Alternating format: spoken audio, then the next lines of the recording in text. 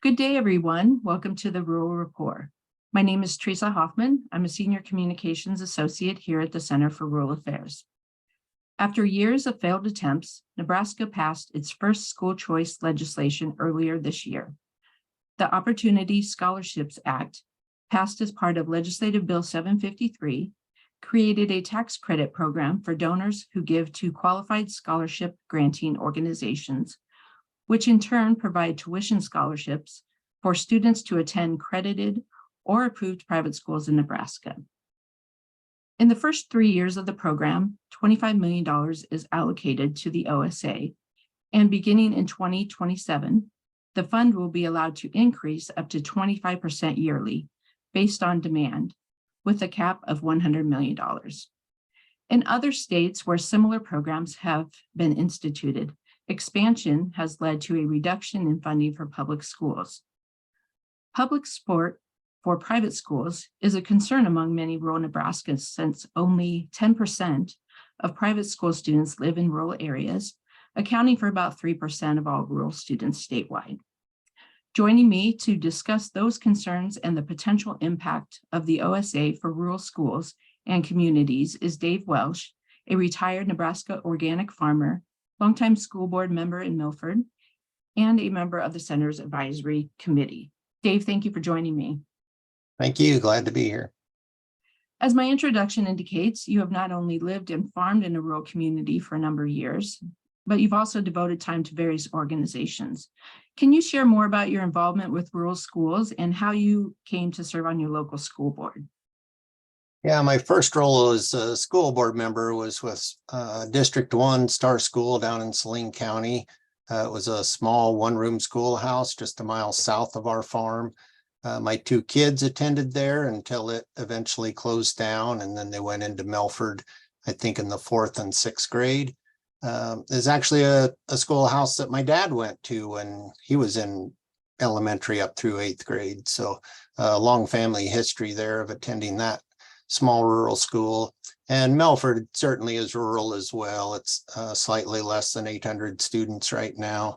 Was first elected to that board a little over 24 years ago, and served continuously since then, and currently serve as president of the Milford School Board.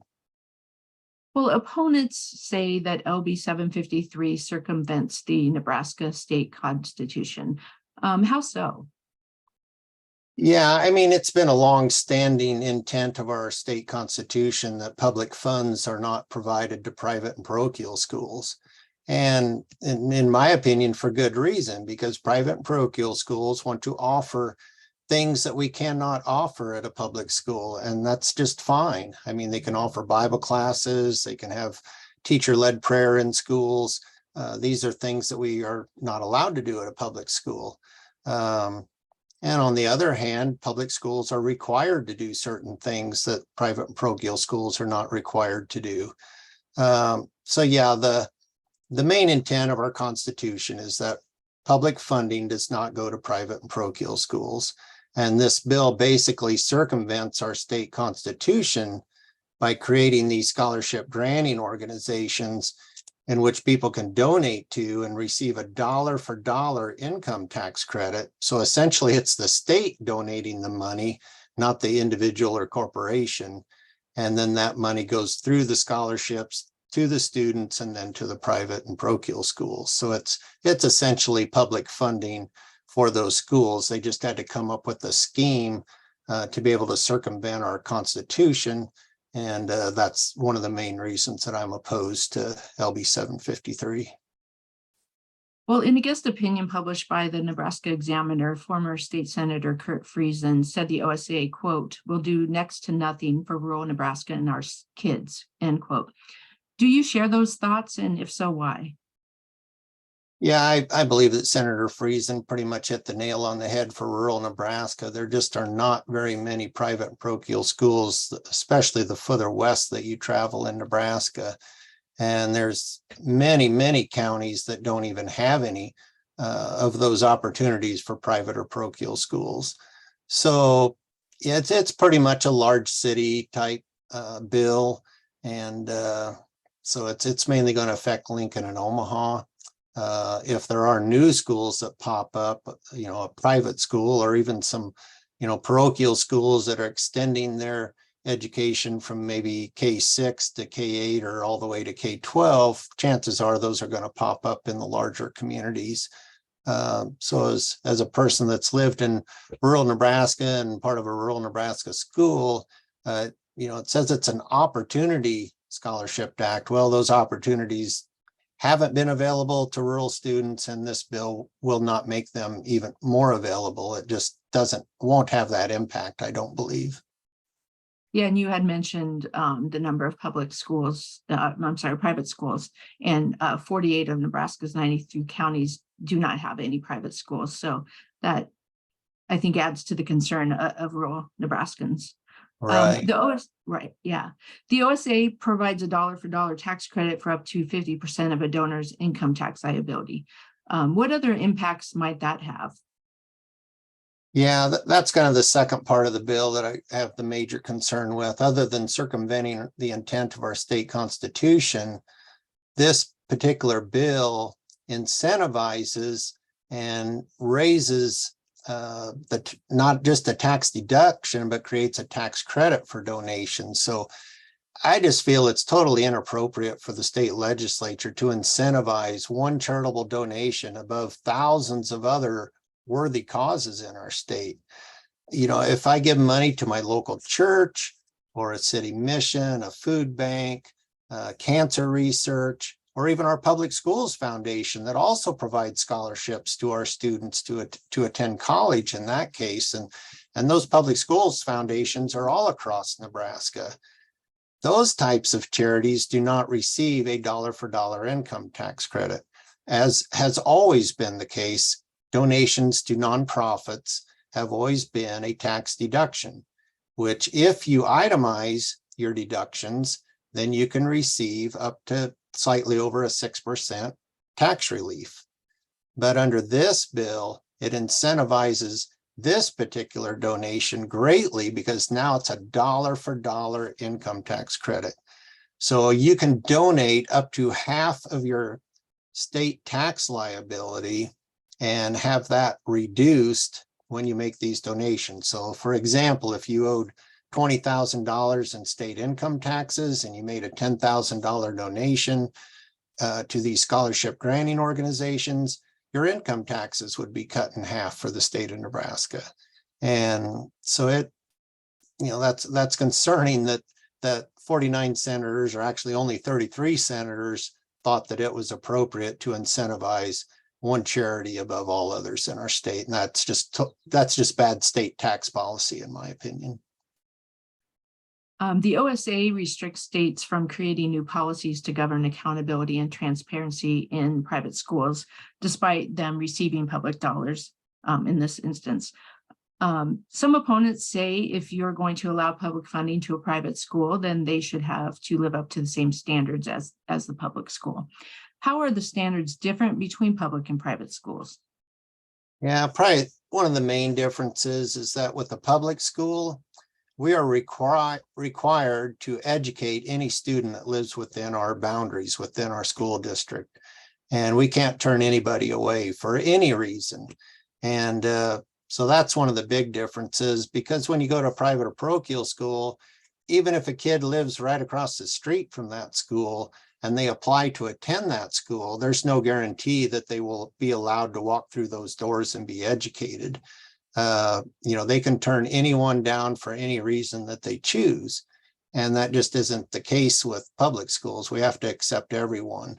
And some people say, well, LB 753 is going to create new opportunities for kids that are receiving special education services. Well, there's probably some schools, private parochial schools, that provide those special education services, but many do not. Even if a student is attending a private or parochial school, the public school is the one that is required by state law to provide that education to that special education student. And oftentimes the private and parochial schools turn to the resident district of that student to come to their school and provide that education. So, yeah, and some private parochial schools, if there's a high needs special education student, they probably wouldn't even accept them because they just don't have the staff or the ability to educate those kids. And oftentimes a student might require a full-time nurse to be at the school. Oftentimes there's feeding tubes or medication that needs to be administered. And at a public school, we're required to provide those services. But that just isn't the case at a private or parochial school. Yeah, thank you for that insight. I think that a lot of people may not quite know that part of this of this issue. So thank you for sharing that information. A petition drive to get a measure to repeal this bill on the 2024 ballot is underway. Why is it important for voters to weigh in on this issue? Yeah, it's been a bill that's been attempted to pass the legislature for many years now, probably at least 5-6 years by one particular senator. And I don't know the history prior to that, but it has never received the minimum number of votes needed to pass as a bill. And finally, this year, they reached the minimum number. They got 33 votes to end the filibuster and then had 33 votes to actually pass the bill, I believe. And so it's passed by the narrowest of margins, the way our state legislature is set up. And yeah, if it was a baseball game that we were playing and the bill passed 1 year out of 5 or 6 or 7, we would say that's not a very good batting average. So that wouldn't be a very good baseball player. But when it comes to legislative bills, if you can get it to pass 1 year out of 6 or 7, all of a sudden it becomes state law, and there's really, even though it's had a terrible batting average prior to that. So that's why this bill is having a referendum petition so that we can repeal LB 753. It needs to go to Nebraskans. And I think, by and large, Nebraskans will repeal LB 753 if they'll just listen to the facts and the truth about LB 753. When it makes it onto the ballot in November of 2024, there will be a huge amount of information being pumped to the registered voters in the state through media from both sides of this issue. And trying to discern what the facts are will be a challenge for our voters, because oftentimes if they hear something over and over again often enough, it must be true. They keep saying that. But the reality is that this really does not create any new opportunities for students in Nebraska. The opportunity already exists for any student to attend any private parochial school if they want to. The only problem is those private parochial schools do not always accept those students. And part of the time it's because they don't have the resources or the funding to educate those kids. But under current state law, prior to LB 753, there was still the opportunity for individuals and corporations to make donations to private parochial schools. LB 753 doesn't change that at all.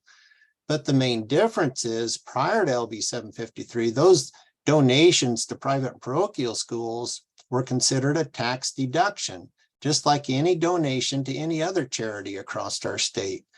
LB 753 incentivizes these donations to these scholarship granting organizations for private parochial school students. Therefore, it's a huge shift in our tax policy in the state, and that's why it should be defeated. It just is not a fair policy for donations in our state. Well, great. Thanks, Dave, for joining me today on this month's Rural Report. And thanks to all of you for tuning in. If you'd like to read more on the Opportunity Scholarships Act, I encourage you to download a copy of our recent paper, School Choice in Nebraska. I've included a link to the publication below, as well as some other links to resources on the petition drive and these legislation. The paper provides a brief summary of the OSA and the differences between public and private schools. If you'd like to learn more about the center, please visit our website at cfra.org. Have a good day, everyone.